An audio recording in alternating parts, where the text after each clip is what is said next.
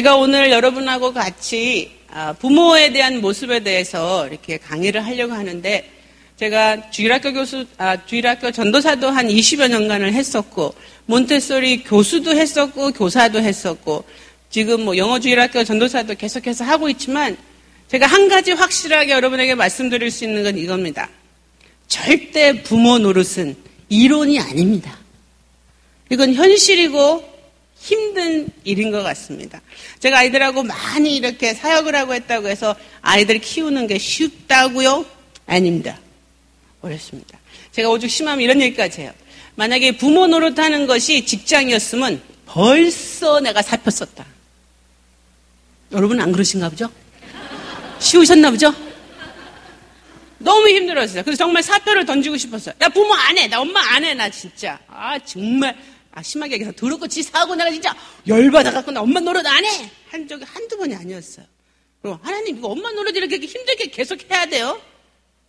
좀 애들이 이렇게 좀 내가 배웠던 대로 이렇게 이론적으로 다 말 잘 듣고 착하고 욕도 안 하고 문제도 안 일으키고 이렇게 좀 살면 안 돼요? 근데 그렇게 우리 뜻대로 안 되더라고요.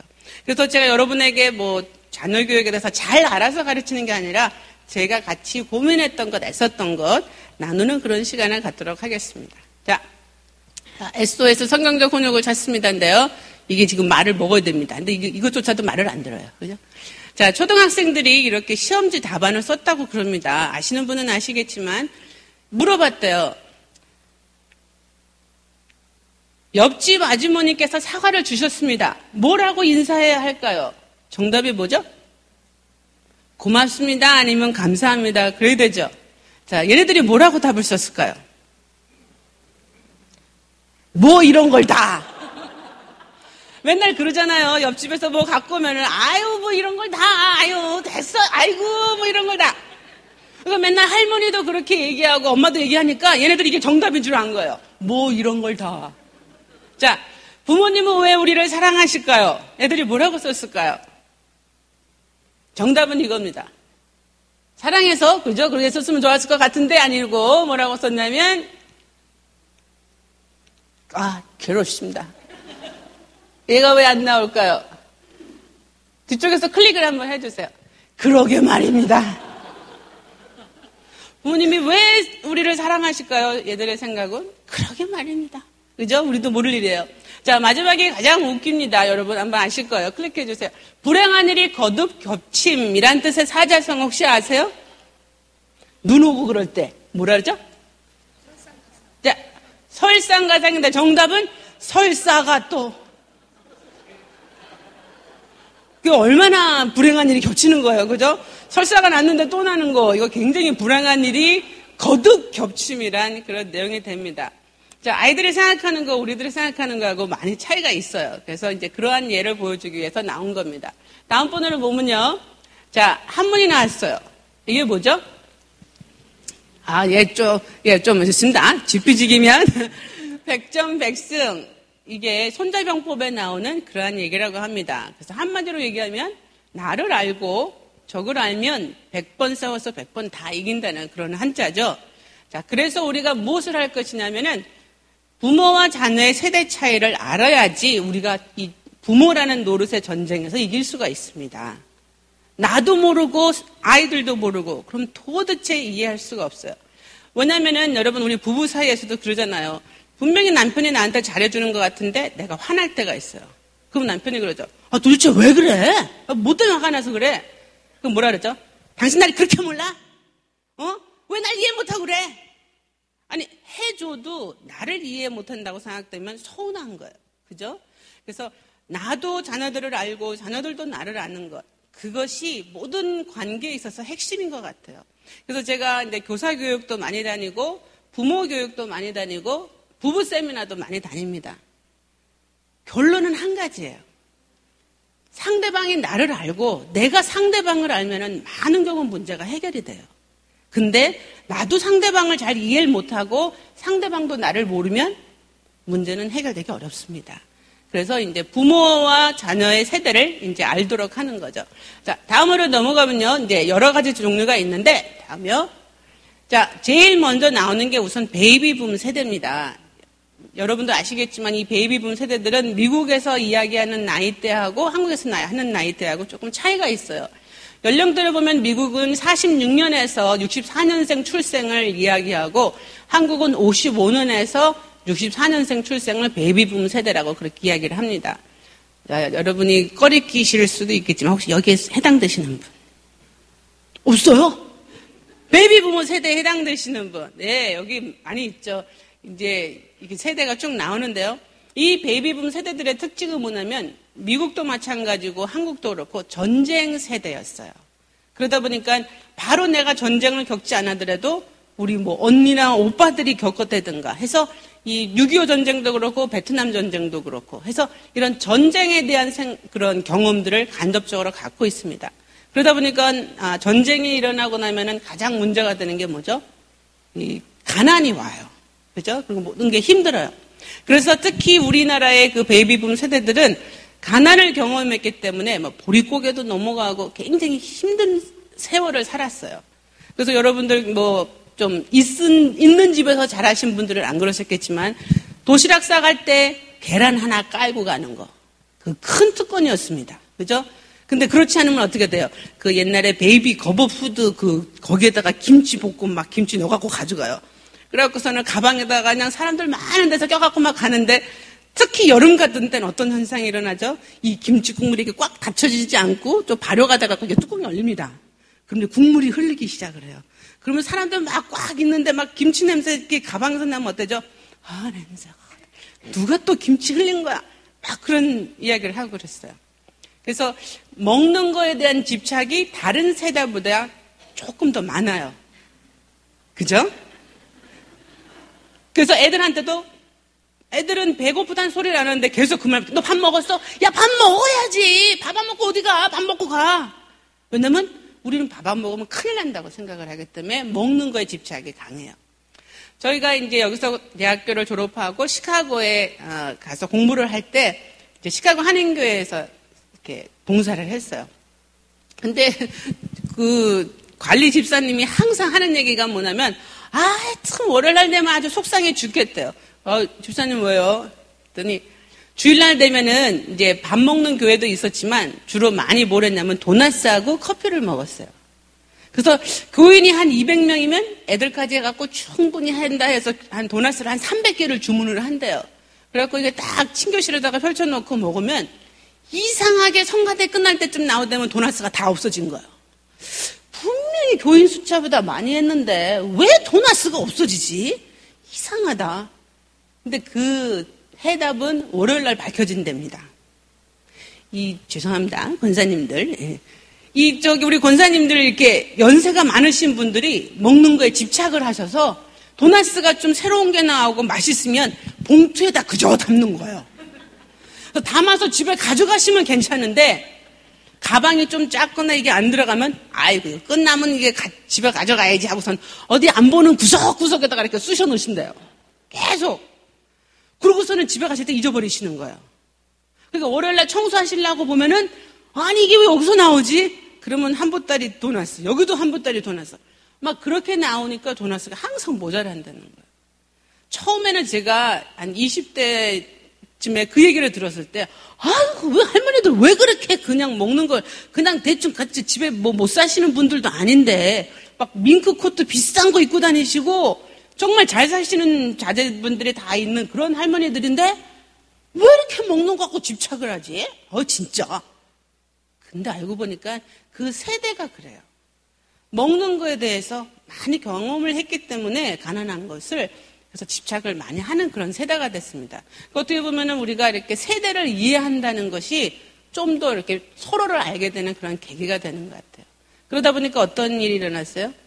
교육을 많이 못 받았어요. 여기 앉으신 분들도 그런 상황이 있으셨을지 모르겠지만 이렇게 자녀들이 많잖아요. 막 6남매, 8남매 막 그러면 다 학교를 갈 수가 없었어요. 그렇죠? 가난한데 어떻게 학교를 가요? 그러면 누가 희생을 하죠? 여자들이 희생을 합니다. 딸들이. 그래서 어떤 때는 장남을 학교 보내기 위해서 외아들을 학교 보내기 위해서 그 누나들은 언니들은 공장에 가서 일을 한다든가 남의 집 가정부로 들어간다든가 해서 너무너무 희생을 많이 했어요. 왜냐하면 그 한 사람 잘 키워놓으면 그 우리 집이 살 수 있지 않을까 해서. 그러다 보니까 교육을 많이 이렇게 혜택을 받지 못한 세대가 이 베이비붐 세대예요. 제가 지금 현재 백석예술대학교에서요, 학부예요. 거기서 가르치고 있는데 사회복지학부에서 가르치고 있습니다.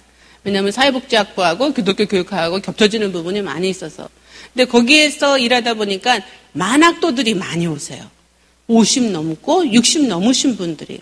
그럼 이제 저희가 이제 교수들이 앉아서 인터뷰를 합니다. 면접 시험을, 왜냐하면 들어오기 전에 입학 시험을 봐야 되니까. 꼭 물어보죠. 연세가 좀 되시는데 이렇게 어떻게 다시 공부하시러 들어오실 생각을 하셨어요? 그럼 10이면 9, 거의 다 10명은 이렇게 얘기하십니다. 저희 집이 가난해서요, 제가 학교를 갈 수가 없었어요. 근데 이제 자식들 다 키워놓고 보니까 못 배운 게 너무 한이 돼서 정말 내가 나이에는 상관없이 정말 대학교를 가고 싶었어요. 그래서 검정고시 고등학교도 졸업하고 대학교도 이렇게 오게 된 겁니다. 교수님, 저 정말 공부하고 싶습니다. 제가 젊은 학생들보다 컴퓨터는 못할 수도 있고 말귀를 좀, 귀가 약간 좀 안 좋아갖고 좀 못 알아들을 수도 있지만 꼭 붙여주십시오 하고 막 간절히 이야기하시는 분들이 굉장히 많아요. 왜냐하면 교육의 혜택을 못 받았기 때문에 그렇죠. 자, 이 특정 그룹에서는 386 세대도 여기에 속해요. 40대 이후 이제는 거의 50대도 들어가는데 이 세대는 특별히 우리나라에서 그 정치적인 격동기를 많이 겪은 세대입니다. 그죠? 그래서 막 전쟁 끝나고 그리고 독재 시대에 그 다음에 민주화 시대 그런 걸 많이 겪다 보니까 이 베이비붐 세대들의 가장 주요 관심거리는 뭐냐면 세상이 어떻게 돌아가고 있는가가 관심거리예요. 자, 그래서 이 베이비붐 세대들이 반드시 보는 프로그램이 있습니다. 무엇일까요?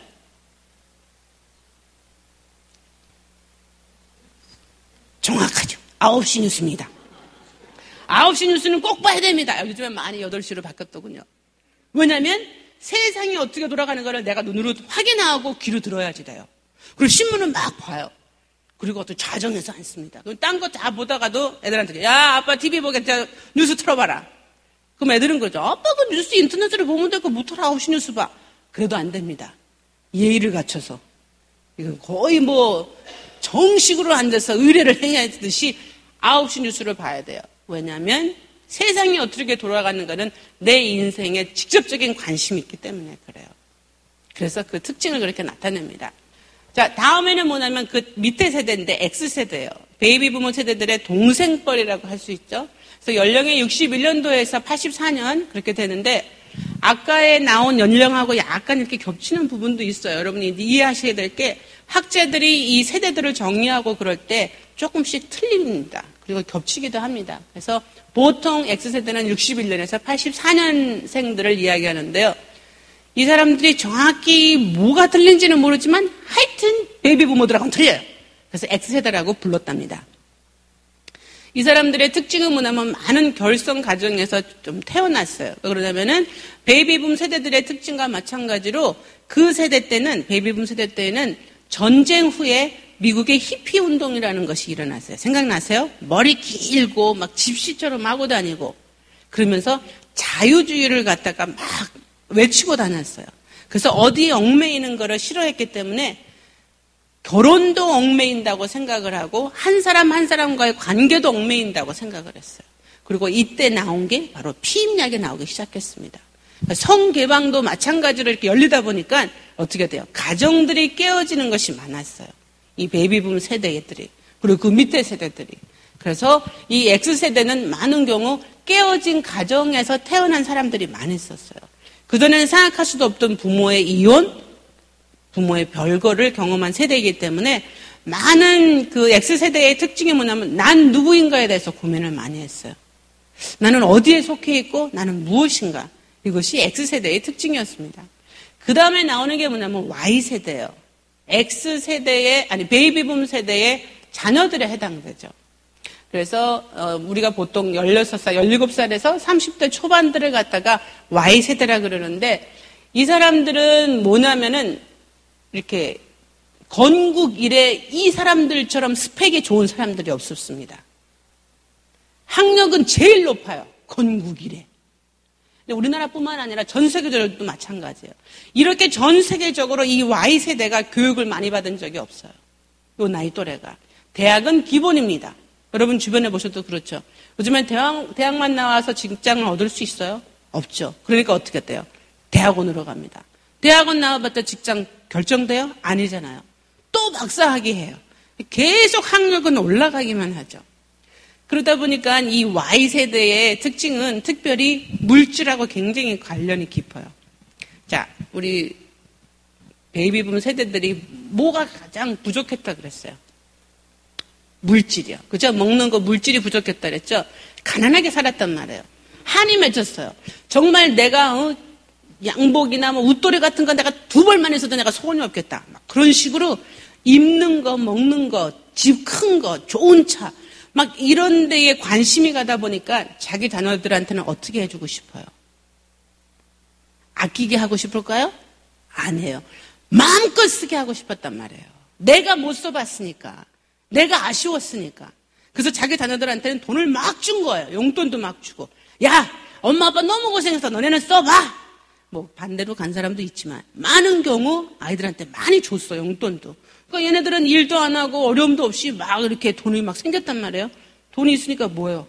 자기를 위해서 쓰기 시작을 했어요.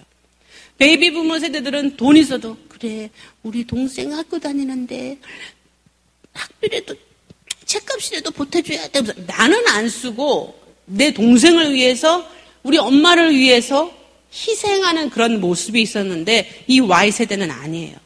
나만을 위한 세대예요. 왜냐하면 부모가 엄청 많이 줬기 때문에. 그러다 보니까는 돈은 많이 있는데 직장은 쉽게 얻을 수 없고 그러다 보니까 어떻게 돼요? 상위 5%만 정규직에서 일을 하고 나머지는 다 비정규직에서 일을 해요. 그리고 또 이들의 특징이 뭐냐면 이렇게 단골과 명품에 굉장히 관심이 많아요. 자, 우리가 88만 원 세대에 뭐 그렇게 얘기할 때 쉽게 얘기해서 캐나다 돈으로 1,000불 번다고 생각해 보세요. 1,000불 번 그 사람이 1,000불 번 사람이 500불짜리 핸드백을 명품 가방을 살 수 있을까요? 없을까요?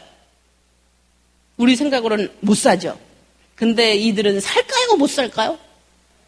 보셨죠? 삽니다. 자기 월급의 반을 핸드백 하나에 투자할 수 있는 정도로 이 사람들은 명품에 관심이 많아요. 그러다 보니까 막 50대도 내가 못 들고 다니는 가방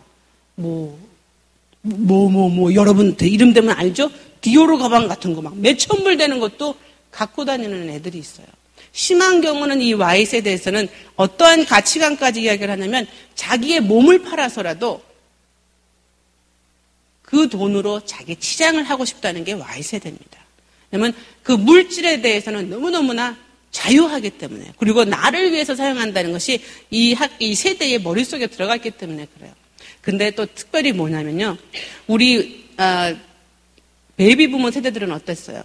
부모님들이 교육 수준이 없으셨어요. 뭐 별로 공부도 많이 안 하시고 자녀들을 어떻게 키워야 될지도 모르고 그러니까 그냥 두드려 팼습니다. 애들을. 그리고 또 전쟁 시기고 지나고 가난하고 그러니까 막 얼마나 스트레스가 많겠어요. 먹고 살기가. 그러니까 내가 이렇게 스트레스 나고 막 속상하고 막 사는데 지쳐있는데 그야말로 아새끼들은 막 땡깡수 그러면 그냥 그러면 안 된다. 우리 잘 들어보자. 이런 식으로 안 됐습니다. 그죠? 몽둥이 어디 갔어? 그냥 빗자루 부러지는 건 보통이었었고요. 이 효자손 같은 거는 무기에도 들지 않았어요. 엄청나게 이 베이비붐 세대들은 맞고 자랐어요. 부모들한테. 여기서 안 맞으신 분들은 별로 없을 겁니다. 그죠? 하여튼 그때는 많이들 맞고 자랐어요. 그러다 보니까 이 베이비붐 세대들이 어떤 생각을 갖고 있었냐면 그래 난 진짜 많이 맞고 자랐어. 우리 자식들은 절대 내가 안 때릴 거야. 정말 인격적으로 대하고 내가 잘해줄 거야. 그리고 또 그때에 맞춰서 어떠한 교육적 이론들이 들어오기 시작했냐면 칭찬은 누구도 고래도 춤추게 한다 하는 이런 종류의 교육 이론이 퍼지기 시작을 했어요.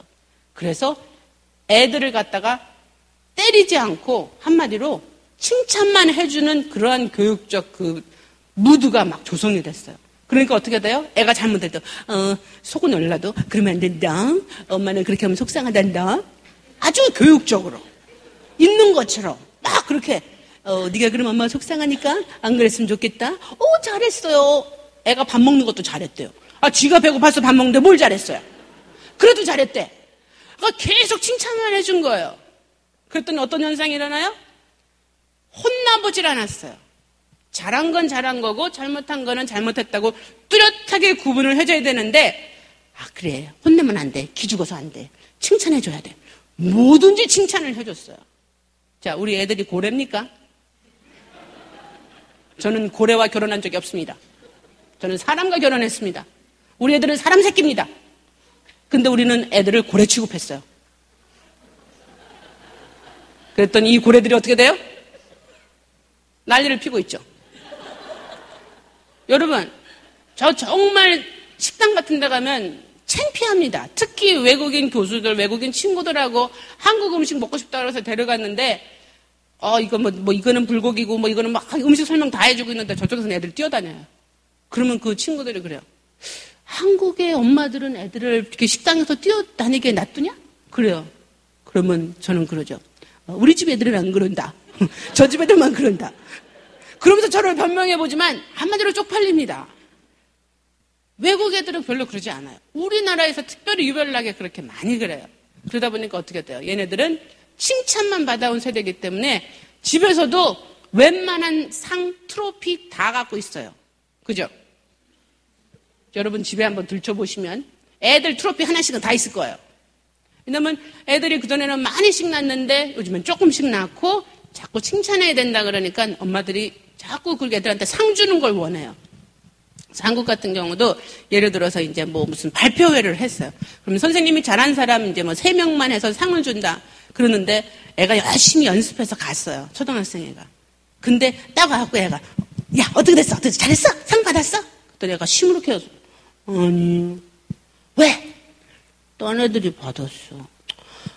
나 못하나 봐. 이러고 하면 뭐라 그래요? 엄마가 이제 속에서 막 올라와요. 막 이렇게. 우리 애를 저렇게 만들다니. 있을 수 없는 일이야. 난 이걸 그냥 넘어갈 수가 없어. 당장 내일 아침 입체 화장하고 갑니다. 콧날 더 세웁니다. 옷장에서 제일 비싼 옷 꺼내고 갑니다. 그리고 이제 또 갈 때 그냥 안 가죠. 주스 한 케이스 들고 갑니다. 그리고 선생님한테 5곳이 넣고 그래요. 선생님 수고 많으시죠? 별로요 어저께 발표했다면서요? 예. 근데 저희 애가 굉장히 심각하게 들어왔더라고요. 그러면서 이제 엄마가 눈물을 흘리기 시작하는 거예요. 우리 애가 속상해하는 거 저는 더 이상 볼 수가 없어. 그러면서 뭐라까지 제안한지 아세요? 선생님, 제가 학교 운영비를 더 내겠습니다. 트로피 있고 하나 더 만들어주시면 안 될까요? 여러분 이거 뻥인 것 같으죠? 진짜 그래요. 그래서 어떻게든지 자기 애가 상을 더 받게 만들어요. 그래서 애가 이걸 쥐고 웃는 모습을 보기 위해서. 그래서 옛날에는 그냥 특상 1등, 2등 그랬죠? 요즘엔 아닙니다. 노력상, 기특상, 발전상, 아슬아슬상. 이름 붙이기 나름이죠. 10명이 출전했다. 그러면 9명은 받아요. 근데 또 1명도 출전하면 또 속상하니까 참가상에서 트로피까지 줘요. 이게 무엇이 잘못됐을까요? 정말 잘해서 받는 상에 의미가 없어져 버린 거예요. 그냥 칭찬만 하고 상만 주면 아이들이 좋아한다고 생각을 한 거예요. 이것이 굉장히 커다란 문제가 되다 보니까 얘네들의 익숙한 것은 칭찬입니다. 누가 잘못했다? 꾸중하는 거 좋아할까요? 안 좋아하죠. 그래서 이거는 직접 있었던 일인데 몇 년 전에 전철에서 어떤 그 20대 남자하고 여자 청년이 둘이서 막 끼리끼리대면서 막 스킨십을 심하게 하고 그랬어요. 그러니까 사람들이 막 저러냐 막 이렇게 정말 욕은 하고 싶고 하지 말라고는 하고 싶은데 아무도 용기가 나지 않았어요. 그래서 막 계속 심하게 막 깔깔대고 막 그 사람들 앞에서 그러니까 할아버지가 보다 못하고 화가 나가지고 그 앞에 가서 그랬어요. 저 새끼야 틀리 끼면 좀 말이 잘 안 나옵니다.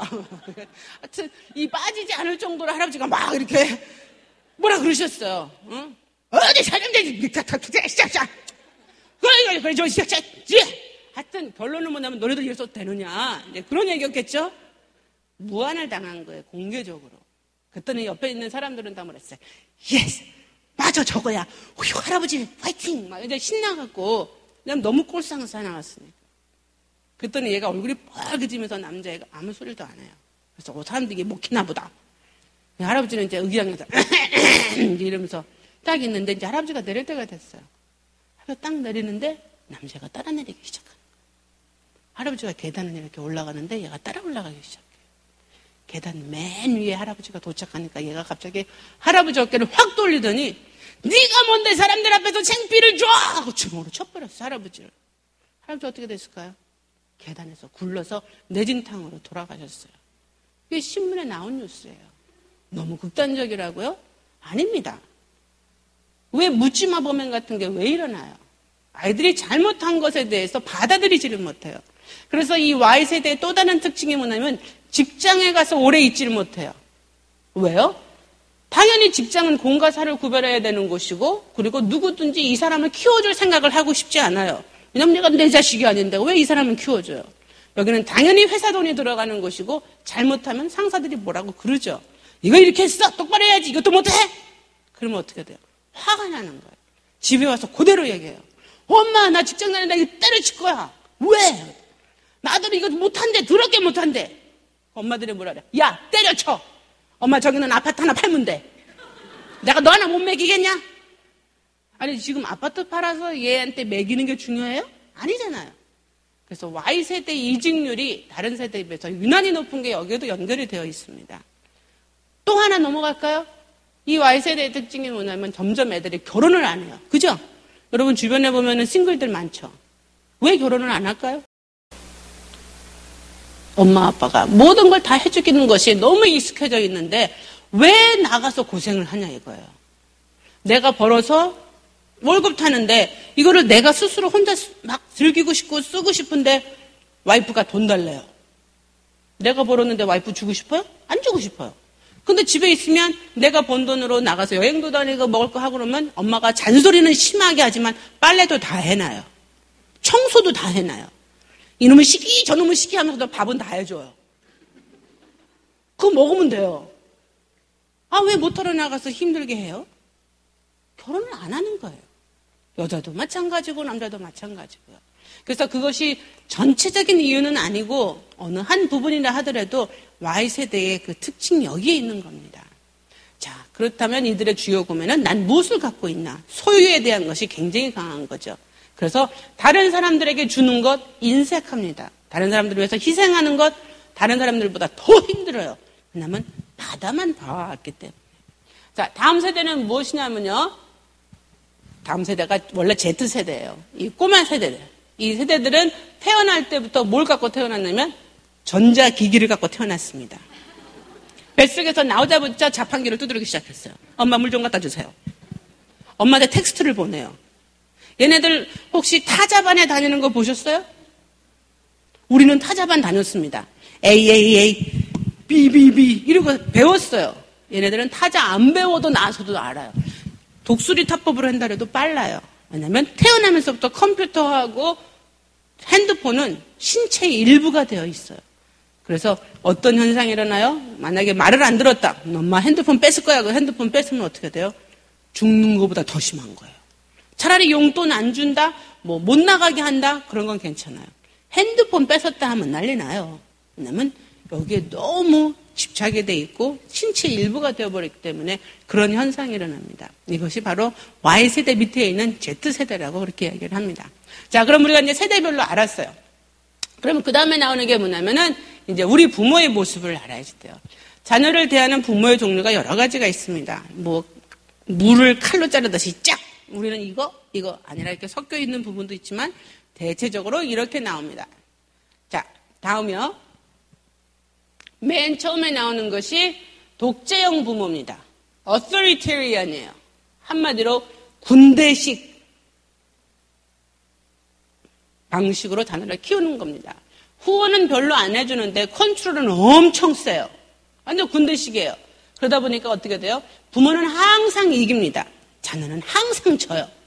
아빠 나 이거 아니야. 이걸 해. 많은 경우 아빠들이 그렇게 하지만 엄마들도 이렇게 하는 사람들이 있어요. 그래갖고 항상 엄마가 이겨야 돼. 애들은 무조건 엄마 말을 따라야 돼요. 그러다 보니까 어떻게 돼요? 규칙과 두려움이 항상 이 관계를 지배를 해요. 말을 안 들었을 때는 어떻게 돼요? 그 다음에 막 소리를 질러요. 소리를 안 듣는다도 이제 말을 안 들으면 그 다음에는 어떻게 돼요? 때려요. 그래서 반드시 엄마나 아빠의 의견을 따를 수 있도록. 근데 이제 문제는 뭐냐면 애들이 그 사이즈에 있지 않다는 거죠. 애들이 큰다는 거죠. 어떤 때는 아빠보다 더 큰다는 거죠. 그러다가 어떤 현상이 일어나요? 어렸을 때는 이제 아빠가 막 몽둥이 들고 이놈의 자식이 그러면 알았어요 안 그럴게요. 근데 막 기어요 애들이. 근데 이것들이 이제 티네이저들이 되면서 크기 시작하면 어떻게 돼요? 막 목소리도 변하고 키도 아빠보다 크기 시작을 해요. 맨날 거울 보고 이러고 있고 막 자기 근육 키우느라고 식스팩 만든다고 맨날 이러고 있고 그래요. 그러다가 아빠가 앉아서 이놈의 자식이 어디 그러면 어떻게 돼요? 팔을 딱 잡죠. 그래서 뭐라 그래요? 말로 하시죠. 그러면 한마디로 아빠는 쪽팔리는 겁니다. 왜냐면 애가 팔을 딱 잡았는데 이 그립이 이 손아귀 힘이 장난이 아니거든. 이거를 뿌리치고 뭐라고 그러자니 얘가 이길 수도 있어요. 그럼 얼마나 창피해요. 엄마도 보고 있는데. 그럼 어떻게 해요? 탁 내리면서 자식이 말이야 말을 안 듣고 그래. 조심한 말. 이러면서. 그때부터 이제 위기의식을 느끼기 시작하는 거예요. 그 나이 때 돼서 애들을 매로 다스리면 안 되는데 이 부모들은 그렇게 해서라도 애들이 말을 들어야 된다고 생각을 하는 거예요. 두려움을 갖게끔. 그러면 이런 아이들은 그 마음에 어떤 것이 생길까요? 두려움이 어렸을 때는 있지만요. 점점 크면서 이 안에 분노가 쌓이기 시작해요. 왜냐면 나도 인간이고 나도 맞을 수 있는데 왜 맨날 아빠만 맞아? 왜 아빠는 내 말을 안 들으려고 그래? 왜 대화조차 안 하려고 그래? 이해가 안 되는 거예요. 특히 이제 티네이저 때가 되면은 사물을 분별하고 무엇이 옳고 그른가를 판단하기 시작하는 시기에 있어서 부모들의 모순된 모습을 보면 더 화가 나기 시작합니다. 속으로 애들이 찡얼찡얼거려요. 자기는 엉망으로 살면서 나더러 맨날 그래. 자기는 맨날 거짓말하면서 나더러 거짓말하지 말라고 그래. 자기는 막 이게 비교를 하게 되는 거예요. 그러니까 어떻게 돼요? 마음에 분노가 쌓이면서 아니면 원망, 미움 같은 것이 싹이 트게 됩니다. 그래서 요즘에 여러분들이 이렇게 가끔씩 뉴스를 듣다 보면은 나이가 많이 든 그 부모를 갖다가 학대해서 부모를 뭐 굶겨 죽였다, 뭐 이렇게 때려 죽였다, 막 그런 이야기 들으면 어떻게 이럴 수가 있어, 자식이? 항상 원인이 있고 발단이 있어요. 많은 경우 그런 행동을 했던 사람들을 이렇게 뒤추적을 해보면은 많은 경우 부모가 이런 경우가 많이 있습니다. 아이들을 너무너무 억압해갖고 이 분노가 쌓여있고 폭발을 못하다가 결국에는 어떻게 돼요? 성년이 돼서 자기가 그걸 폭발을 시켜버리는 거예요. 되갚아주는 거죠. 얼마나 불행한 행동이에요. 그래서 이런 그 유형의 부모가 있는데 이것도 우리 마음속에 지금 되돌아봐야 됩니다. 내가 너무 이렇게 그 강압적으로 해서 무엇인지 내가 이기려고 하는 것이 부모의 가장 좋은 방법이라고 생각하는가? 그걸 한번 회개를 해봐야 되는 그런 시간이죠. 그래서 항상 이런 사람들이 하는 그 끝말은 이거죠. 야, 내가 내 아주 타고 그러는 거야? 다 너를 위해서 그러는 거야? 사랑이라는 이름하에 우리가 아이들한테 폭력을 보여주는 거죠. 그러니까 인간 대 인간이 아닌 완전히 상하 관계를 갖다 보여주는 것이 독재형 부모입니다. 그 다음에 나오는 게 뭐냐면 하인형 부모인데요. 이 하인형 부모는 거꾸로 해요. 반대. 완전히 후원은 막 엄청 해주는데 컨트롤은 하나도 안 해요. 안 하는 게 아니라 못해요. 부모는 항상 집니다. 자녀는 항상 이겨요. 자, 여러분이 혹시 한국에서 나오는 프로그램 우리 아이가 달라졌어요 같은 그런 프로그램 보신 분들은 아시겠지만 많은 경우 아이들의 문제보다 부모의 문제가 많아요. 부모들이 끌려다녀요. 예를 들어서 이제 애들을 뭐 원하는 거 아무 때나 사주면 안 된다라고 얘기를 들으니까 그래 애들 막 원하는 대로 막 사주면 안 되는 거야. 어디 막 작정을 해요. 마트에 갔어요. 예를 들어서 월마트에 뭐 장 보러 갔는데 거기에 장난감 섹션에 애들이 꼭 들어가요. 그럼 애들이 가서 그러죠. 엄마 나 이거 한 6살 됐다 그래요. 그러면 속으로 막 다짐해요. 그래 절대 매번 원하는 때마다 사주면 안 되는 거야. 안 돼! 그러고서 가요. 근데 또 그러죠. 애들이 절대 한 번에 포기합니까? 안 합니다. 애들은 절대 포기 안 해요. 엄마 나 이거 또 목소리가 더 심해지죠. 그럼 아니야 속으로 마음을 굳건하게 먹어야 돼. 안 돼! 그러죠. 그럼 애들은 뭐라 그래요? 엄마! 울기 시작해요. 그럼 뭐라 그래요 엄마가? 너 그럼 너 여기 놔두고 간다? 그리고 놔두고 간 부모 하나도 못 봤어요. 맨날 놔두고 간대. 막 하이웨이 가다가도 너 그럼 너 차에서 내려보낼 거다. 내려놓은 부모는 하나도 못 봤어요. 근데 맨날 뻥을 쳐 이렇게. 응? 너 엄마 여기다 놔두고 갈 거다. 그러면서 어떤 때는 놔두고 가는 신용도 해요. 막 카트 밀고 가버려. 근데 애가 그걸 포기합니까? 안 하죠. 들어눕는 거예요. 막 엄마 나 이것만 사주면 다음에 나 안 할게. 막 계속 그래요. 그러면 어떻게 해요? 와갖고 어이구 내가 너 때문에 못 살아. 이 후렴입니다. 항상 이 후렴을 하고 넘어갑니다. 내가 너 때문에 못 살아. 나 너 때문에 죽겠어. 요것만이다. 그리고 딱 사줘요. 그리고 카트에다 딱 집어넣고 칵! 그리고 가는데 그러기를 벌써 3년째입니다. 그리고 얘가 포기를 하겠어요? 절대 안 하죠. 그야말로 어제도 그러하신 분, 오늘도 그러하신 분, 내일이라고 안 그러시겠어요? 우리 어머님이 아이들한테 믿음이 생기는 거죠. 우리 엄마는 땡깡 쓰면 들어준다. 아이들한테 믿음을 주는 부모가 바로 이런 하인형 부모입니다. 안 좋은 믿음이죠. 항상 자녀한테 져요. 아이고 그래 나중에는 날 이해를 하겠지. 애들 이해 안 합니다. 그리고 나중에 뭐라고까지 이해하는지 아세요? 얘네들이 부모한테 대해서 고맙게 생각하고 감사하게 생각하죠? 아니요. 원망해요. 왜 나를 이렇게 놔뒀어 엄마? 왜 나한테 왜 컨트롤을 안 했어? 하소연을 해요. 이 어떻게 보면은 내가 너를 어떻게 해야 될지 몰라서 그랬다라는 말을 해야 되는데 그 말도 못해요. 다 이게 너한테 좋은 건 줄 알았지 하고 가장 많이 하는 부모의 유형이 이 하인형 부모예요. 그래서 정말 제재가 없고 규칙이 없고 기준이 없다 보니까 아이들한테 무엇을 못 가르치냐면 책임감을 가르치지 못해요. 얘가 잘못했다. 그러면은 누가 혼이 나야 돼요? 얘가 혼이 나야 돼요. 근데 어떻게 돼요? 이 하인형 부모는 모든 거를 내가 대신 받는 것이 사랑이라고 착각을 해요. 얘가 잘못했으면 가서 뭐라는 잘못했습니다. 제가 잘못해서 저를 혼내주세요. 그러니 얘는 잘못한 거에서 레슨을 배울까요? 안 배울까요? 안 배우죠. 근데 뭐 엄마가 또 나타날 건데. 그래서 이 하인형 부모에게는 가장 약점이 뭐냐면 자녀에게 책임감을 가르치지 못하는 것이 가장 큰 문제라고 할 수 있겠죠. 이런 애들이 또 정서도 불안해요. 왜냐하면 가이드라인이 없기 때문에. 많은 학자들이 실험을 했어요. 양들을 갖다가 그냥 넓은 벌판에다가 뛰어놀게 했더니 이 양들이 막 뛰어갔을까요? 아니에요. 많이 못 가고 그 주변에서만 이렇게 뭉쳐갖고 이러고 있었어요. 근데 딱 펜스를 쳐놨더니 얘네들이 어떻게 돼요? 마음대로 그 펜스 안에서 다니는 거예요. 왜? 이 안에만 안 넘어가면 되니까. 아이들하고도 똑같은 실험을 했어요. 그냥 오픈 필드에다가 놀아라 하고 했더니 애들이 막 뛰어놀았을까요? 아니에요. 뭐가 있을지 모르기 때문에 두려운 거예요. 그래서 막 놀질 못해요. 근데 딱 테두리를 쳐놓으니까 어떻게 돼요? 그 안에서 소리 지르고 뛰어다니고 놀고 그래요. 왜냐면 이 안에만 있으면 안전하니까. 그게 바로 뭐냐면 바로 규칙이라는 펜스입니다. 규칙이 그렇게 중요한 거예요. 아이들한테 오히려 정서를 안정하게끔 만들어주는 것이 규칙인데 하인형 부모에서는 그걸 못해준다는 거죠. 자, 시간이 지금 어디까지 갔죠? 많이 지났죠? 빨리 해야 되겠습니다. 그 다음에 나오는 것이 방목형 부모예요. 방목형 부모는 아주 그냥 풀어 헤쳐. 그냥 후원도 안 해주고 컨트롤도 안 해주고 자녀하고 부모하고 남남이에요. 그냥. 그러다 보니까 어떻게 돼요? 애들이 사랑의 영양실조가 걸려요. 관심을 못 받으니까. 자, 요즘에 이런 부모가 어디 있어? 많이 있습니다. 언제서부터요? 아주 아기 때부터 많은 부모들이 남한테 맡겨버려요.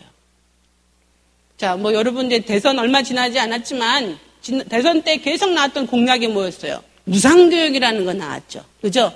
몇 살 때부터 공짜로 이렇게 막 교육을 시켜주는가 막 했는데 문제는 뭐였냐면은 일 안 하는 엄마들이 아기들을 기저귀를 채워가지고서는 어린이집에다가 보내는 거예요. 널서리에다가.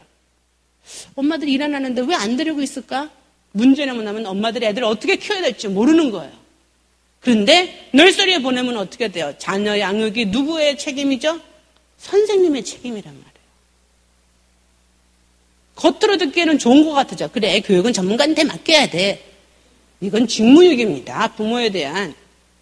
부모가 자녀를 만 3세까지는 어떻게든지 데리고 있으면서 교육해줘야 되고 가치관을 심어줘야 되고 기본적인 예의범죄를 가르쳐야 되는 것이 가장 이상적인 상태예요.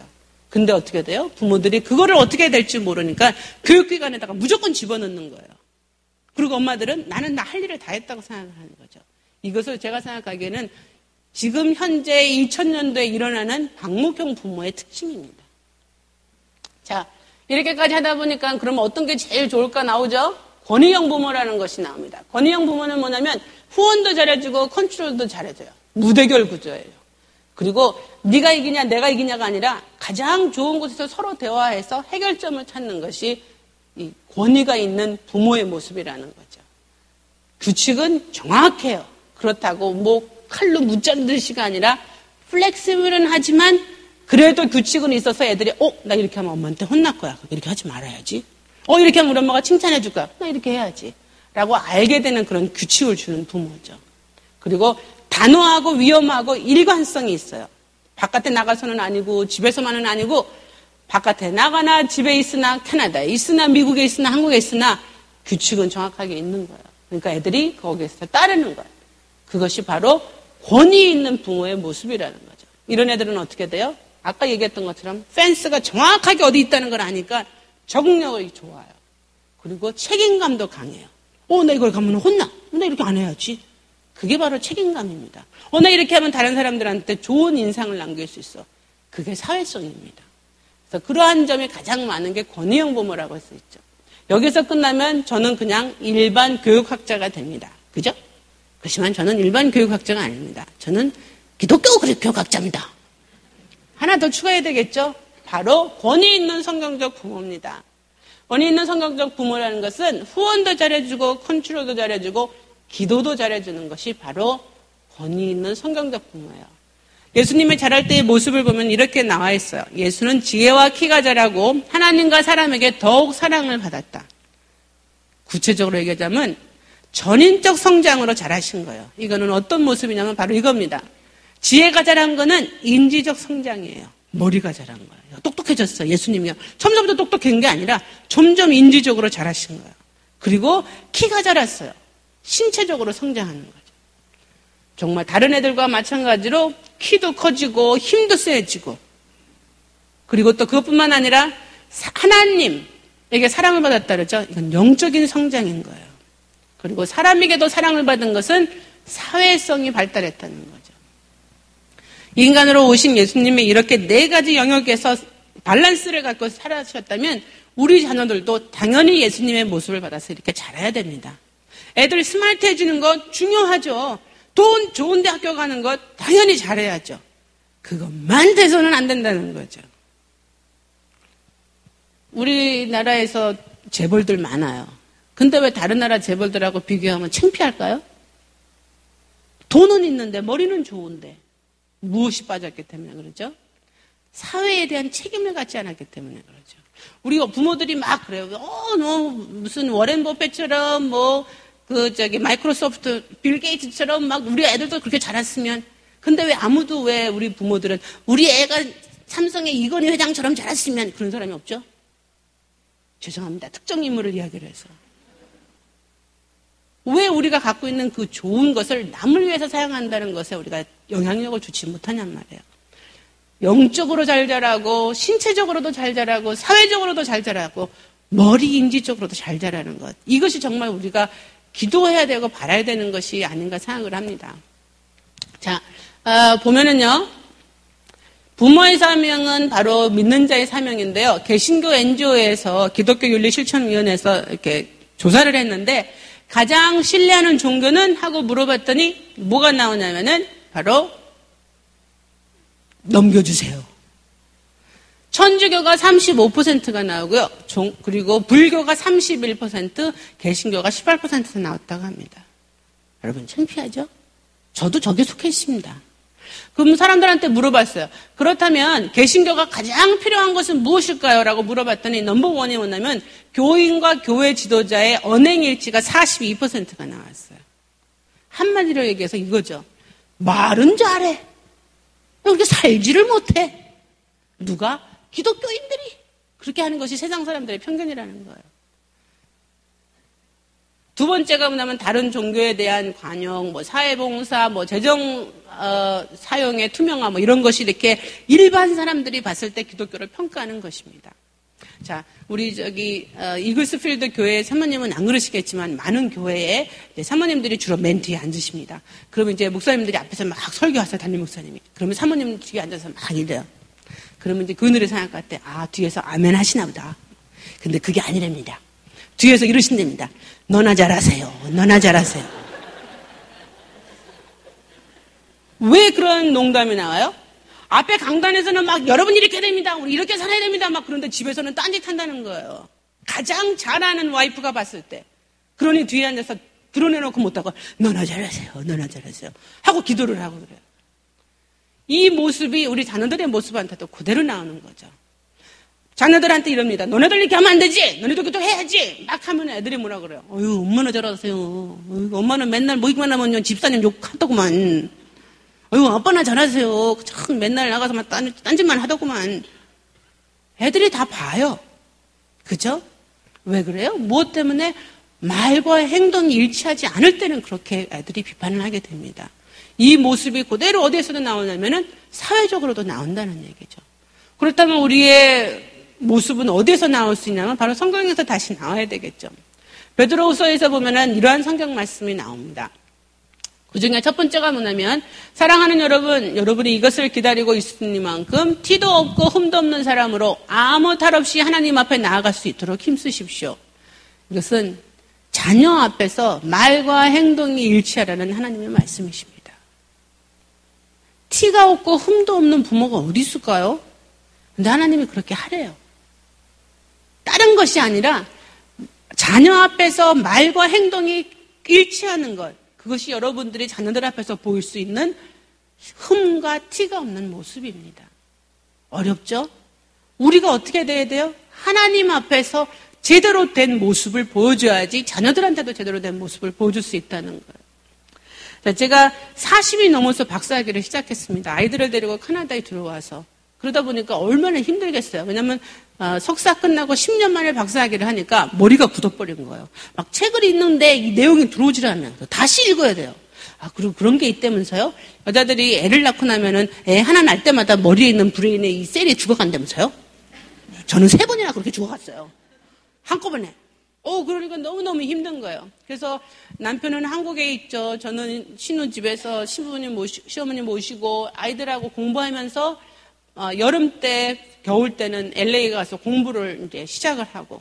그러니까 미국에 있는 교수들하고 같이 이제 공부를 하니까 너무 힘들어갖고 제가 첫 학기 때는 계속 울었어요. 그래갖고 한국에서는 남편이 계속 전화 오고 캐나다에서는 애들한테 전화 오고. 그래서 제가 전화 받으면 그랬어요. 우리 애들이 지혜, 은혜, 한빛 그렇게 되는데 큰딸한테 지혜야 엄마 너무 힘들어. 엄마 이제 그만하고 싶어. 하고 막 울고 막 그랬어요. 그랬더니 그때 우리 아이들이 고등학교 10학년, 11학년 그때 됐었는데 우리 큰딸이 그래요. 엄마 누가 처음서부터 잘하는 사람이 승자라 그랬어. 끝까지 잘하는 사람이 이기는 사람이야. 엄마 처음서부터 잘할 필요 없어. 끝에 가서 엄마 잘하면 돼. 그리고 끝에 가서 졸업만 하면 돼. 알았지? 그러는 거예요. 그래서 제가 듣고 그렇긴 한데 엄마 너무 힘들어. 그러고 또 막 울었어요. 근데 또 며칠 있다가 이제 또 막 시험 보고 나니까 또 너무 힘든 거예요. 그래서 또 이제 막 울면서 이제 둘째가 전화 왔어요. 은혜야 엄마 너무 힘들어. 엄마 그만두고 싶어. 엄마 이렇게 머리가 나쁘니. 막 울면서 막 기도를 했어요. 그랬더니 둘째가 그래요. 엄마 이렇게 누구나 할 수 있는 쉬운 거라면 왜 하나님이 엄마들 하라 그러셨겠어? 누구나 할 수 없고 힘든 거니까는 하나님이 엄마한테 하라 그러셨고 엄마가 할 때 그냥 엄마 힘으로 하는 게 아니라 하나님이 도와주시려고 하는 거니까 엄마는 하나님 믿고 해야지. 그래 나중에 다 끝나면 여러분 나도 이렇게 힘들었지만 하나님이 도와주셔서 했습니다 라고 얘기할 수 있는 거 아니겠어? 라고 얘기를 하는 거예요. 그래서 제가 이제 남편한테 했습니다. 여보 은혜가 이렇게 하면서 이렇게 얘기를 했어. 그랬더니 남편이 그래요. 참 누가 엄마고 누가 딸인지 모르겠다. 뭐 애들이 그런 얘기를 하는데 제가 생각해 보니까 얘네들이 이렇게 나한테 얘기할 수 있는 건 어디에서 근거가 나왔을까요? 내가 힘들어할 때 얘네들이 이렇게 이야기를 하면서 저를 막 위로를 해주는 거예요. 그러다가 제가 이제 2번째 학기에 이제 다시 또 학교를 가야게 됐어요. 그래서 이제 막 밥 해놓고 반찬 해놓고 고모 말씀 잘 듣고 학교 잘 다니고 있어 알았지? 이제 그리고 그날 아침에 밥을 먹여서 이제 빠이를 하려고 그러는데 애들이 가방을 메고 학교를 딱 가려고 문을 나서는 순간 이래요. 엄마 이리 와봐. 왜? 모른 척 왜? 그러고 갔더니 엄마 여기 서봐. 그러더니 애들이 가방을 다시 내려놓더니 애들 셋이서 제 어깨에다 올려놓고 안수 기도를 하기 시작하는 거예요. 또 돌아가면서 기도를 해요. 하나님 아버지, 우리 엄마 늙어서 공부하느라고 힘들대요. 우리 엄마 머리도 안 들어간대요. 우리 엄마에게 지혜를 주세요. 그리고 하나가 기도를 해요. 우리 옆에 애들이 아멘 그래요. 소름이 끼치기 시작하는 거죠. 그래서 다른 애는 또 그래요. 하나님, 우리 엄마가 자꾸 공부만 하려면 잠이 온대요. 잠 안 오게 해주세요. 그래서 수업 시간에 깨어있게 해주세요. 그렇게 기도해요. 또 다른 애는 남자애는 하나님, 우리 엄마요. 하여튼 공부 잘 마칠 수 있게 해주세요. 포기 안 하게 해주세요. 하고 얘네들 셋이 돌아가면서 기도를 해요. 제가 공부하러 가는데 아이들한테 파송을 받았습니다. 그 상황이 닥쳤을 때 제가 생각할 때 나는 아이들을 위해서 내가 얘네들을 위해서 기도하고 얘네들을 내가 키운다고 생각했는데 어느 정도 나이가 되니까 얘네들하고 나하고는 동역자 관계가 되는 거예요. 그래서 제가 어려운 일이 있을 때마다 아이들한테 부탁했습니다. 엄마 이거 뭐뭐 있으니까 도와줘, 기도해줘. 그러면 아이들이 기도를 해줘요. 그리고 애들도 무슨 문제가 있으면 저한테 기도를 하고. 자, 저도 어떤 현상이었냐면은 말과 행동을 일치를 하면서 무엇과 같이 나왔냐면은 바로 우리의 주님이시며 구주이신 그리스도 예수 안에서 그리고 그분을 아는 지식 안에서 여러분이 자라나기를 빕니다. 하나님이 나만 자라게 하는 게 아니라 아이들만 자라게 하는 게 아니라 같이 성장하기를 원하신다는 걸 제가 깨달았어요. 나는 항상 아이들을 이끌어줘야 되고 도와줘야 될 그런 부모가 아니라 아이들도 이제는 나를 이끌어줄 수 있고 나를 위해서 기도해 줄 수 있는 그런 같이 성장해야 되는 하나님의 자녀라는 것이 말씀을 통해서 깨달아졌을 때 저는 더없이 아이들 앞에서 더 하나님을 아는 모습으로 나아가야겠다는 그런 생각을 했어요. 자, 어른이 되는 거 쉽지 않아요. 그죠? 근데 제가 생각하기에 어른인지 아닌지 알 수 있는 가장 한 가지 커다란 특징은 뭐냐면 바로 감정을 컨트롤할 수 있느냐 없느냐인 것 같습니다. 애들은 기분 나쁘면 왕 그러죠. 더우면 더워 그러죠. 어른은 어떻게 돼요? 더워도 이러고 있습니다. 그죠? 덥다. 우리는 조금 참을 수 있어요. 자, 한 번은 저희가 이제 셋이서 아침을 먹고 있는데 제가 둘째 딸한테 뭘 물어볼 일이 있었어요. 그래서 이제 아침을 먹으면서 저랬죠. 은혜야, 너 위해서 엄마가 하라 그랬는데 했어? 그랬더니 얘가 밥을 먹다가 갑자기 숟가락을 탁상에다 딱 던져. 엄마는 왜 지금 그걸 물어보고 그래? 하고 소리를 확 지르는 거예요. 그랬더니 딴 애들은 밥 먹다가 갑자기 엄마 눈치를 보는 거죠. 왜냐면 저희 엄마 아버지가 다 함경도에서 오셨습니다. 그래서 저희 어머니는 이제 아주 성격이 불같으셔서 쌍하면 우리 자녀들 다 엎드려야 됩니다. 안 그러면 폭탄 날라옵니다. 그래서 저도 성깔이 있는데 이것이 그냥 엄마한테 소리를 확 지르는 거예요. 그 애들은 눈치를 보는 거예요. 우리 엄마가 어떻게 반응을 보일 것인가. 저도 깜짝 놀랐고 지도 그렇게 큰 소리 나올 줄 모르는 거였어요. 그러니까 다 그냥 한 5초 동안 종막이 흐르는 상황에서 막 머리에서 별 생각이 다 막 흘러가는 거예요. 내가 지금 여기에 이렇게 와서 힘들게 정말 신우댁에서 11명의 밥을 지어가면서 내 공부하면서 이것들 이렇게 하고 있는데 이게 어디다 대고 큰 소리야. 이 썽갓나가. 이분옥입니다. 이 썽갓나가 어디 엄마한테 소리를 지르는 거야. 이게 진짜 이게 막 별 생각이 들면서 내가 여기다 그냥 이거 가만 놔두지 말고 혼내줘 말아 하는 생각이 확 스치는 순간 참자. 아침인데 나중에 이야기하자. 그랬어요. 그래서 한숨을 확 쉬고 그래? 알았어. 밥 먹어. 그래서 밥 먹었어. 그랬더니 딴 애들도 이러고 있다가 이제 먹기 시작한 거죠.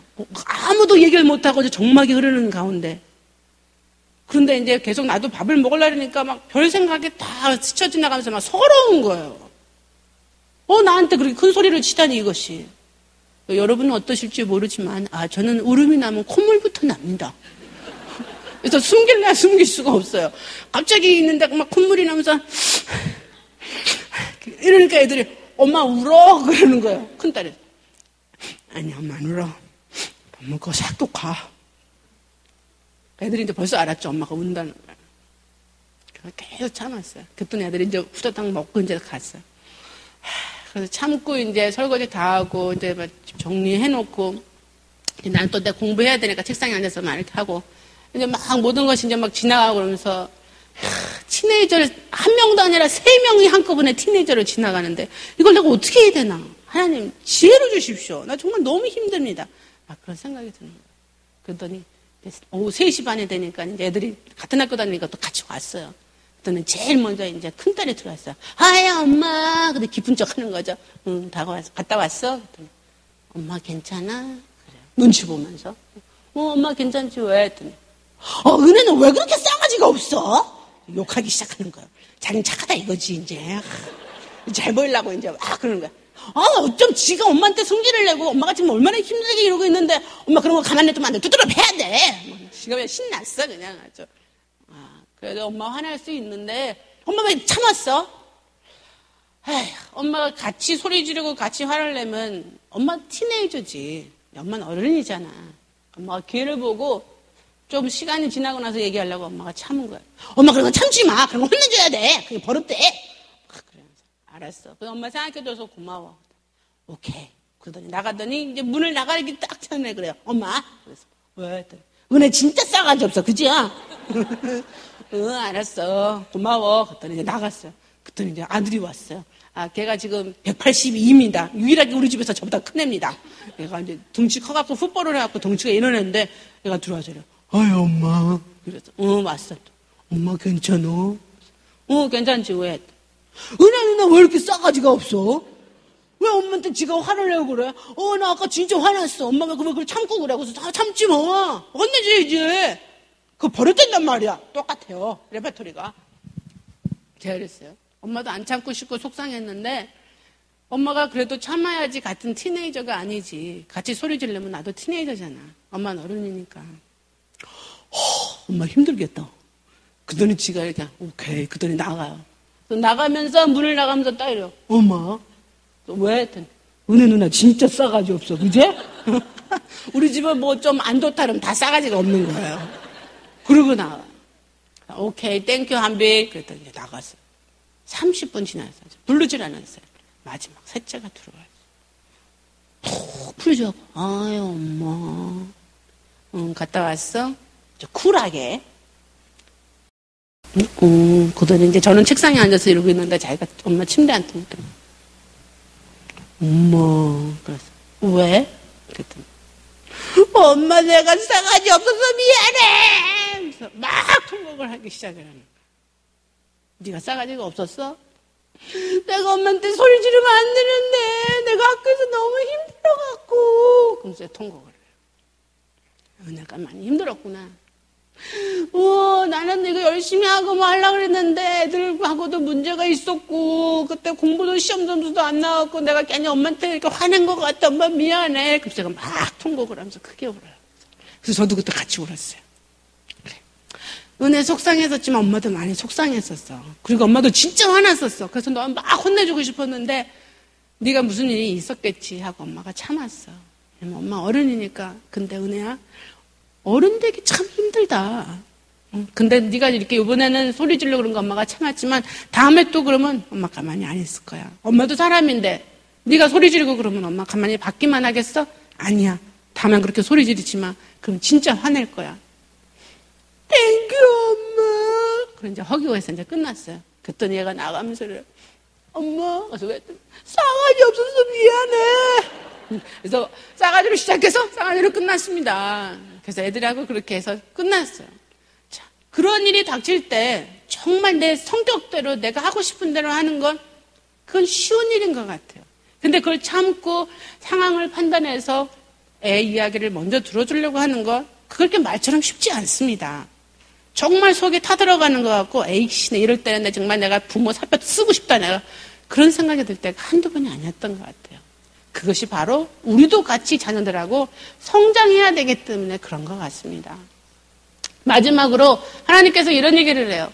왜냐하면 우리 주님의 오래 참으심이 구원을 위한 것이라고 생각하십시오. 라고 베드로전서에서 이야기를 하죠. 자녀들이 그냥 될까요? 그냥 잘 될까요? 하나님 안에서 잘 자랄까요? 그랬으면 참 좋겠어요. 근데 자녀와 나의 부족함을 위해서 어떻게 되냐면 오래 참음으로 인내로서 기도해야 된다는 것이 우리의 사명이라는 것밖에는 하나님이 해주실 말씀이 없으시대요.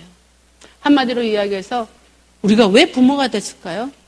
저는 딱 한 가지 이유라고 생각합니다. 아버지 대신 하나님 심정 좀 이해하라고. 그래서 우리한테 자식을 주신 것 같아요.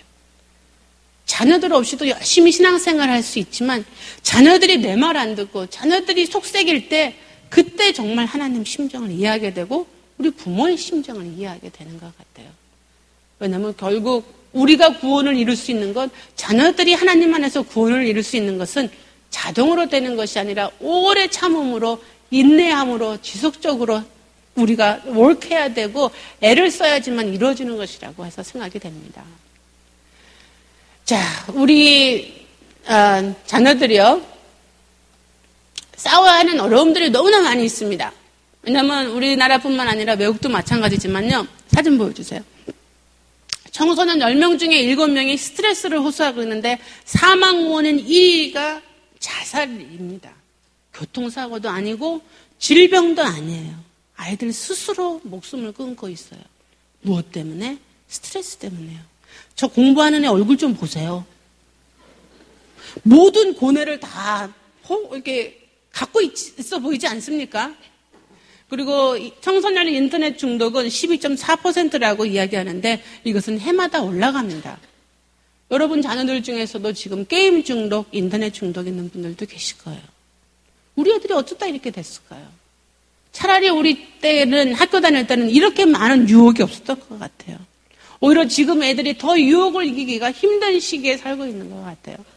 그것뿐만이 아닙니다. 왕따 경험은 보통 30% 이야기하고 있어요. 자, 우리가 Y세대 얘기했을 때도 얘기했지만 많은 아이들이 나만을 생각하고 있는 경우가 많기 때문에 요즘에 이 왕따 현상 문제는 전 세계적으로 퍼져가고 있어요. 왜? 나만 아니까. 다른 사람이 상처받고 속상해하는 건 나하고는 아무 일도 상관이 없는 일이니까. 그야말로 who cares? 그것이 돼버렸어요. 그 다음 그것뿐만 아니라 청소년 흡연, 아이들의 성경험, 죄악, 나쁜 길 점점 늘어나고 있어요. 자, 이런 문제가 없이 우리 애들이 자랐으면 제일 좋겠죠. 그런데 문제는 뭐냐면 이런 유혹을 우리 아이들은 계속해서 받고 있다는 거예요. 자녀들 키울 때 백신 같은 게 있었으면 좋겠어요. 그죠? 주사 같은 거 한번 딱 나갖고 얘네들이 절대 시험에 빠지지 않는 그런 방법. 여러분 그거 원하지 않으세요? 저는 있었으면 정말 옛날에 샀을 거예요. 근데 그게 없어요. 그럼 우리가 기도를 많이 한다고 해서 얘네들이 그런 문제를 안 닥칠까요? 내가 기도를 많이 해서 이 애들이 시험에 안 당할까요? 문제는 시험에 당한다는 거예요. 그럼 못하러 기도해요? 시험이 와도 그것을 이겨낼 수 있게 해달라고 우리가 기도하기 때문에 우리가 기도를 하는 거라고 생각을 합니다. 결론을 맺겠습니다. 결론은 뻔한 얘기였죠. 근데 괜히 힘들게 들었죠. 기도해야 하는 부모가 결론입니다. 그런데 문제는 뭐냐면 우리가 좋은 부모가 되려고 그러면은 참 애를 많이 쓰겠는데 우리 혼자 힘으로는 좋은 부모 노릇하기가 힘들기 때문에 그래요. 상대적으로 어떻게 평가할 거예요? 그리고 절대적으로 어떻게 평가할까요? 우리가 좋은 부모인지. 우리 자식이 잘난 줄 알았는데 항상 보면 나머지 자식은 꼭 잘난 애들 또 나타난단 말이에요. 그죠? 이 정도면 된 것 같았는데 다른 애들은 더 잘한단 말이에요. 상대적으로도 그렇고 절대적으로도 그렇고 우리는 좋은 부모가 스스로가 될 수가 없어요. 왜냐하면 하나님께서 도와주시지 않으면 안 되기 때문에요. 그리고 두 번째로 우리도 하나님 앞에서 자식처럼 성장해야 되기 때문에 우리가 기도할 수밖에 없습니다. 제가 여기에 있으면서 5년 반 동안 있으면서 미시사가에서 살았어요. 근데 정말 내 공부도 힘들지만 우리 애들 3명 티네이저를 어떻게 키울까 생각해보니까 답이 안 나와요. 그래가지고 이 답답한 마음을 하나님께 알아보자 하고서 새벽 기도를 이제 가기 시작을 했습니다. 그래서 가끔 빠질 때도 있고 그러는데 하루는 이렇게 새벽 기도를 가는데 한인교회였었죠. 그 맥도날드 사인이 이렇게 나오는 거예요. 근데 뭐라 그러냐면 24/7/365예요. 24/7/365. 저게 뭐지? 그랬더니 We serve you 24/7/365 그래요. 24시간 7일 동안 365일을 연다는 거예요. 맥도날드에서. 그래서 검소죠. 아이고 많이도 여는구만. 그럼 1년 내내 1시간도 안 쉰다는 말이요? 그런데 생각이 딱 드는 게 뭐냐면 맥도날드 같은 회사에서도 손님을 위해서 이렇게 1시간도 쉬지 않고 서브를 하는데 그러면 나에게 우리 자녀들을 위해서 하는 게 뭐가 있을까? 하나님이 우리를 위해서 그렇게 하시는 거예요. 24/7/365예요. 그렇다면 내가 우리 아이들을 사랑한다 그러면 내가 아이들을 위해서 할 수 있는 게 무엇인가?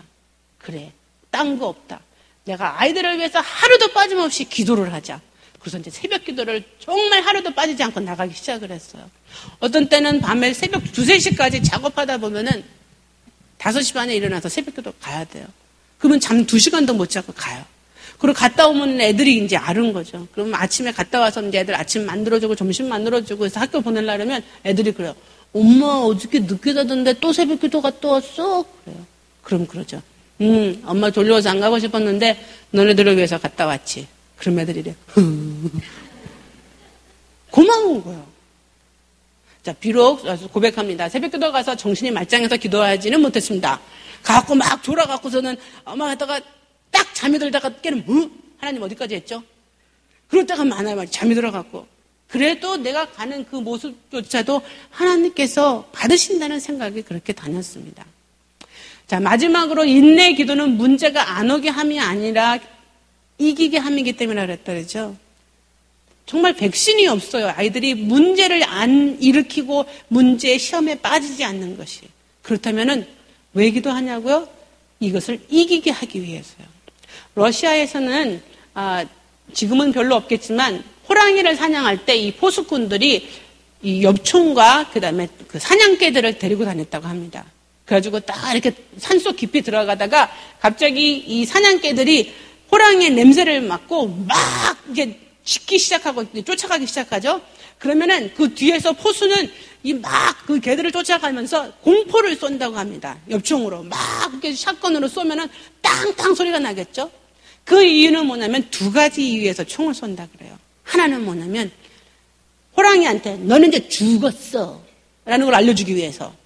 그래서 두려움을 주기 위해서 총을 쏘고, 2번째는 뭐냐면 암만 개들이 여러 마리가 호랑이를 쫓아간다 해도 호랑이 앞에서는 개들이 두려움을 갖습니다. 근데 총소리가 나면은 이 개들이 어떤 생각하냐면 나 무서워, 나 두려워. 그렇지만 내 주인이 뒤에서 쫓아오고 있어. 총을 갖고. 난 괜찮아 하고 용기를 갖고 쫓아갈 수 있다고 그래요. 저는 그 이야기를 들으면서 우리 자녀들의 모습을 생각해 봤어요. 하나님, 우리 자녀들이 고등학교에 있으면서 대학에 있으면서 사회생활 하면서 너무나 많은 시험을 당합니다. 너무나 많은 유혹을 당합니다. 그럴 때에 정말 제 기도가 이 포수의 기도같이 되게 해주세요. 첫 번째로는 우리 애들을 갖다가 정말 유혹하려고 하는 사탄의 무리들한테 이렇게 얘기하는 거야. 너네들이 우리 애들을 건드려 웃기지 마. 너는 죽었어. 겁을 주기 위함이고, 또 하나는 애들이 너무 힘들어서 어떻게 할지 모를 때 얘들아 힘들지? 그렇지만 엄마가 너희들을 위해서 기도하고 있어. 너희들은 할 수 있고 이겨낼 수 있어 라는 기운을 주기 위해서 저는 기도를 한다고 생각을 합니다. 여러분, 우리가 아이들한테 얼마만큼 돈을 줘서 아이들의 마음이 뿌듯하겠어요? 얼마만큼 많은 걸 남겨준다고 해서 아이들이 기뻐하겠어요? 아이들은 여기 3명 다 있습니다. 저희 둘은 한국에 나가 있습니다. 한국에서 가르치면서 방학 때면은 학기 중에 세계를 다니면서 선교를 하고 있습니다. 그야말로 손은 누가 키우지가 아니라 애들은 누가 키우지? 저희들이 키울 수 있어요? 없어요. 아이들이 밥해 먹으면서 자기들끼리 있어요. 그 아이들이 자라나가고 커나가고 있을 때 누가 이들을 지켜주겠습니까? 누가 이들을 인도해 주겠습니까? 하나님밖에 없다는 거예요. 그래서 우리가 할 수 있는 건 기도밖에 없다고 생각을 합니다. 제가 좋아하는 노래가 날 세우시네라는 노래가 있어요. You raise me up, 그 노래 아시죠? 내 영혼 지치고 피곤할 때, 근심 걱정 내 맘 짓누를 때 난 잠잠히 주님을 기다리네. 주님 내 곁에 오실 때까지. 그리고 그 다음 가사요. 주날 일으켜 산 위에 세우네. 거친 바다 위 걷게 하시네. 주만 의지할 때 강함 주네. 크신 능력 내게 부어주시네. 어떤 땐 정말 자녀들 키우면서 이럽니다. 하나님, 저 애들 키우면서 높은 산 안 올라가고 싶어요. 좀 쉽게 키우고 싶습니다. 근데 산이 오네요. 어떡하죠? 하나님, 저 거친 바다 안 지나가고 싶어요. 근데 거친 파도가 막 몰려와요. 저 어떡하면 좋아요? 근데 가사처럼 그 높은 산을 올라가게 하시고 그 거친 바다를 지나가게 해주시는 분이 우리 예수님이시라면 저는 누구를 의지해야 될까요? 예수님밖에 없죠. 그래서 기도하는 겁니다. 여러분, 저에게 정말 어떻게 하면 자녀들이 좋은 대학교 갈 수 있을까요? 어떻게 하면 애들이 똑똑하게 잘할 수 있을까요? 라고 기대하셔서 오늘 앉으셨다면 죄송합니다. 저 그런 정답 못 드립니다. 그렇지만 우리가 정말 이 세상을 떠날 때 아이들한테 남겨줄 수 있는 것이 무엇이 있는가라고 여러분이 궁금해하셨다면 여러분, 이것밖에 없습니다. 하나님을 의지하게 하는 것, 하나님을 믿고 살아갈 수 있게 하는 것, 그것을 우리가 자녀들에게 남겨준다면 그것이 바로 가장 아이들에게 필요한 그러한 재산이 아닐까요?